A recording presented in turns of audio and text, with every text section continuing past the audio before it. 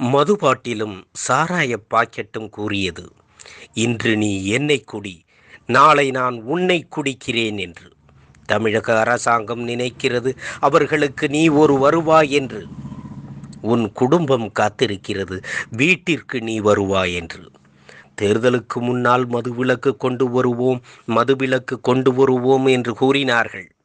தேர்தல் முடிந்தவுடன் மது விற்பனையை விரிவுபடுத்தி தமிழக பெண்களின் கணவர்களை மதுவால் இறக்கச் செய்து தாலிக்குத்தான் விலக்கு தந்தார்கள், மதுவுக்கு அல்ல.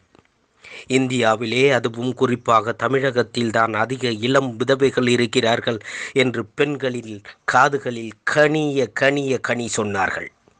ஆட்சிக்கு வந்தவுடன் தமிழ்நாட்டு பெண்களின் தாலியும் மறுபட்டது. சாராய மரண எண்ணிக்கைக்குள் பெண்களின் எண்ணிக்கையும் வந்துவிட்டது. தாய் தந்தையை இழந்த குழந்தைகள் கதறி அழுகின்றனர்.